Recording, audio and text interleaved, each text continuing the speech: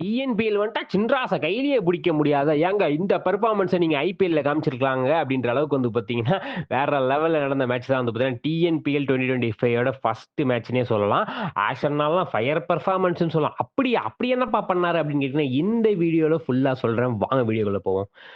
வணக்க மக்களே, டிஎன்பிஎல் வந்து பாத்தீங்கன்னா 2025 வந்து பாத்தீங்கன்னா ஸ்டார்ட் ஆயாச்சு. ஸோ ஃபர்ஸ்ட் மேட்சா வந்து லைக்கா கோவை கிங்ஸுக்கும் திண்டுக்கல் டிராகன்ஸுக்கும் தான். ஸோ ரெண்டு பேருமே வந்து நல்ல பெர்ஃபார்மன்ஸ் பண்ணுவாங்கன்னு எதிர்பார்த்துட்டு இருக்கும்போது டாஸ் வின் பண்ண ஆக்ஷனா நாங்க எடுக்க போறோம் ஃபீல்ட் என்ன அப்படின்ற மாதிரி வந்து பாத்தீங்கன்னா போலிங்கை செலக்ட் பண்ணிட்டாரு. ஸோ வந்து கோவை கிங்ஸுக்கு வந்து விஷாலும் லோகேஸ்வரும் ஓப்பனிங் இறங்கினாங்க. ரெண்டு பேரும் நல்ல பெர்ஃபார்மன்ஸ் பண்ணுவாங்கன்னு எதிர்பார்த்துட்டு இருக்கும்போது அவங்க வேணா எதிர்பார்த்துட்டு இருக்கலாம், நான் விட மாட்டேன் அப்படின்ற அளவுக்கு வந்து பாத்தீங்கன்னா ஆக்ஷனை வந்து 6 ரன்னுக்கே வந்து விஷாலை முடிச்சு விட்டா. அப்படி அதுக்கப்புறம் லோகேஸ்வரும் 15 ரன்னுக்கு காலி. ஸோ வந்து சச்சினும் ஆண்ட்ரே சித்தார்த்தும் அதுக்கப்புறம் ஆட வந்தாங்க. ரெண்டு பேரும் நல்லா பெர்ஃபார்ம் பண்ணுவாங்களான்னு எதிர்பார்த்துட்டு இருக்கும்போது ஆண்ட்ரே சித்தார்த் ஆமாங்க இந்த ரச்சின் ரவீந்திரா மாடியே சிஎஸ்கேல இருந்தாரு அவரே தான். அவர் வந்து பாத்தீங்கன்னா ஒரு 3 4 அடிச்சாலே 23 பாலுக்கு 25 ரன் அப்படின்ற மாதிரி போயிட்டு இருக்கும்போது தேவையில்லாத ரன் அவுட். பெரியசாமி சூப்பரா வந்து ரன் அவுட் பண்ணாரு.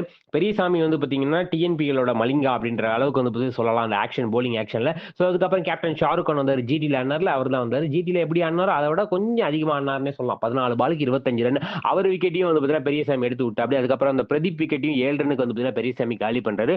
அப்ப நடுவுல சச்சின் சொன்னி அவர் என்ன அடிச்சாரு, சச்சின் மாதிரியே ஆடினார். 38 பாலுக்கு 51 ரன் அப்படின்ற அளவுக்கு வந்து பாத்தீங்கன்னா 6 4 ஒரு 6 அப்படின்ற மாதிரி வந்து பாத்தீங்கன்னா நல்ல பெர்ஃபார்மன்ஸ் பண்ணாரு. அவரால் தான் டீமே ஸ்கோர் இவ்வளவு தூரத்துக்கு வந்ததுன்னா பாத்துக்கோங்க. அதுக்கப்புறம் பெருசா யாரும் ஜொலிக்கல. ஸோ 20 ஓவருக்கு 149 ரன் 8 விக்கெட் அப்படின்ற மாதிரி கோவை கிங்ஸ் எடுத்தாங்க. 150 எடுத்தா வெற்றி அப்படின்ற மாதிரி திண்டுக்கல் டிராகன்ஸ் இறங்க வந்தாங்க. ஓப்பனிங் யாரு இறங்கியிருப்பா சொல்லுங்க திண்டுக்கல் டிராகன்ஸுக்கு? நம்ம ஆஷன்னா தாங்க ஓப்பனிங் இறங்குனாங்க. இறங்கி வந்து பார்த்தீங்கன்னா ஒரு 6 ஒரு 4 மாதிரி அடிச்சு 12 பாலுக்கு 15 ரன் இருந்தாப்டி. என்ன கன்னு போதுமா? அப்படின்ற அளவுக்கு வந்து பார்த்தீங்கன்னா இருக்கும்போது அவர் விக்கெட்ட காலி பண்றாங்க. ஸோ அதுக்கப்புறம் வந்து பார்த்தீங்கன்னா விமல் வந்தாரு. விமல் வந்து பார்த்தீங்கன்னா ஒரு 26 பாலுக்கு 28 ரன் அப்படின்ற மாரி எடுத்தாரு. அவர் விக்கெட்ட ஷாருக் கான் எடுத்தாரு. ஷாருக் கான் இந்த அளவுக்குலாம் போலிங் போடுவாரா? அப்படின்னு இருக்கும்போதே வந்து பார்த்தீங்கன்னா, இது என்ன பிரமாதம். அதே ஓவர்ல இன்னொரு விக்கெட் வேற எடுத்தாரு.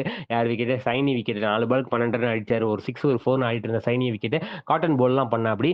ஏங்க நடுவுல இந்த சிவம் சிங் ஓப்பனிங் இறங்கியிருப்பாருல்லங்க, அவர் எவ்வளவுங்க ஆடினாரு அப்படின்னு கேட்டீங்கன்னா 50 பாலுக்கு மனுஷன் 82 ரன் நாட் அவுட் பேட்ஸ்மேனா 5 4 5 6ன்னு விளாசி தள்ளிட்டு அப்படியே அவருக்கு சப்போர்ட் பண்ணும் விதமா பாபா இந்திரஜித் ஒரு 12 பாலுக்கு 13 ரன் அடிச்சு வந்து பாத்தீங்கன்னா 18வது ஓவர்லயே டார்கெட் அச்சீவ் பண்ணிட்டாங்க. வெறும் 3 விக்கெட் மட்டும் கொடுத்து 7 விக்கெட் வித்தியாசத்துல அபார வெற்றி பெற்ற திண்டுக்கல் டிராகன்ஸ்னே சொல்லலாம். போன வருஷம் சாம்பியன்ஸும் அவங்க தான். ஃபர்ஸ்ட் மேட்ச் சாம்பியன்ஸ் மாதிரியே வந்து பாத்தீங்கன்னா வின் பண்ணி தொடங்கி இருக்காங்க. எப்படி இந்த சீசன் அவங்களுக்கு போகுதுன்னு பொறுத்து வந்து பார்ப்போம். இந்த வீடியோ உங்களுக்கு பிடிச்சா லைக் பண்ணுங்க, ஷேர் பண்ணுங்க, கமெண்ட் பண்ணுங்க. மறக்காம தினமலரை சப்ஸ்கிரைப் பண்ணுங்க. நன்றி, வணக்கம்.